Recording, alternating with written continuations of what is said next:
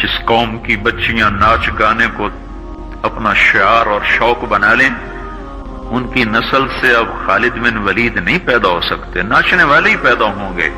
محمد بن قاسم نہیں پیدا ہو سکتے، طارق بن زیاد نہیں پیدا ہو سکتے۔ مجھے صلاح الدین یاد آیا اور میں بہت رویا۔ وہ بھی کسی ماں کا جنا ہی ہوا تھا۔ اس کے زمانے میں کرک، ایک ہمارے پاکستان میں کرک ہے، ایک اردن میں کرک ہے، اونچی پہاڑی پر وہ شہر ہے اور بڑا دشوار قلعہ ہے۔ اس پر ایک حکمران تھا عیسائی، اس کا نام تھا ریجنالڈ۔ تو کرک کے قریب سے قافلے گزرتے تھے حج کے، تو اس نے ایک دفعہ حاجیوں کے قافلے پہ حملہ کیا اور کہنے لگا بلاؤ اپنے محمد کو تمہاری مدد کرے، اور سارے حاجیوں کو تعطیق کر دیا۔ اور دوسری دفعہ اس نے بحری بیڑا تیار کی اور مدینے پر حملہ کرنے کے لیے وہ بندرگاہ تک پہنچا یمبو کی، لیکن موسمی حالات سازگار نہ تھے تو واپس ہو گیا۔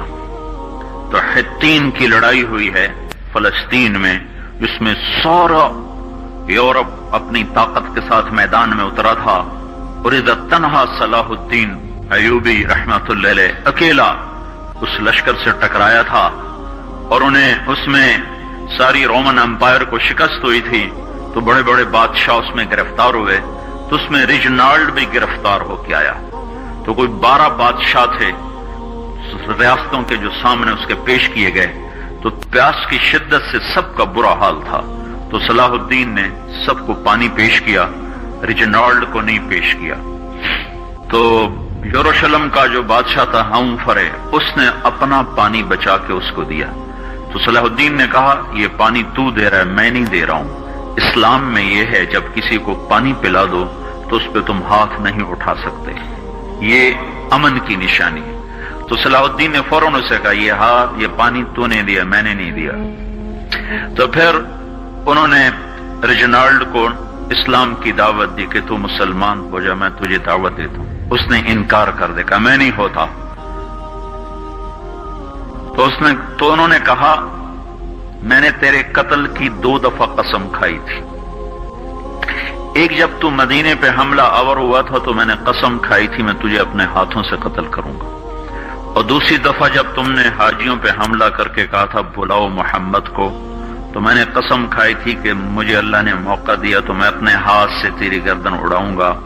آج محمد کا ادنا غلام تیری اس بات پر یہ فریضہ ادا کرنے کے لیے آ رہا ہے، اور اپنی تلوار سے اس کی گردن اڑائی، وہ پیچھے لٹک گئی، پوری نہیں اڑی، پیچھے لٹک گئی، خوفناک منظر بن گیا۔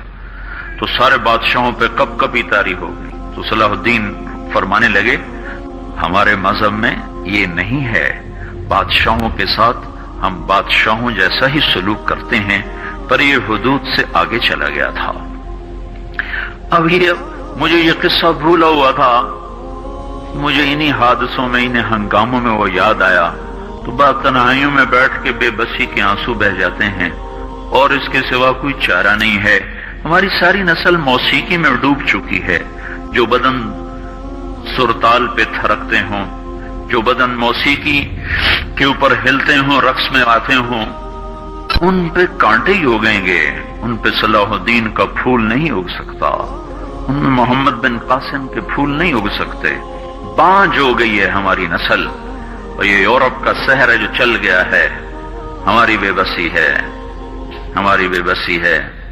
میں تو بس منت ہی کروں گا اپنے آپ کو پہچانو، اپنی ہستی حیثیت کو پہچانو، اپنی نسبت بدلو۔ تمہاری نسبت یورپ کے ساتھ ہو کے اگر موت آئی بے قیمت ہو جائیں گے، اگر مدینے والے کی نسبت مل گئی تو حضرت فاطمہ کے دائیں بائیں تمہیں بھی کھڑا کر دیا جائے گا، حضرت خدیجہ کے دائیں بائیں تمہیں بھی کھڑا کر دیا جائے گا۔ یہ چند دن ہیں، صبر کر لو، گھٹ گھٹ کے مر جانا ہی بیٹیوں کی روایت ہے۔ مشرق کی بیٹی اس نے گھٹ گھٹ کے مرنا ہی سیکھا ہے۔ ہاں، یہ آزادی، یہ آوارگی، یہ مغرب کی عورت کا خاصہ ہے۔ اور 18ویں صدی تک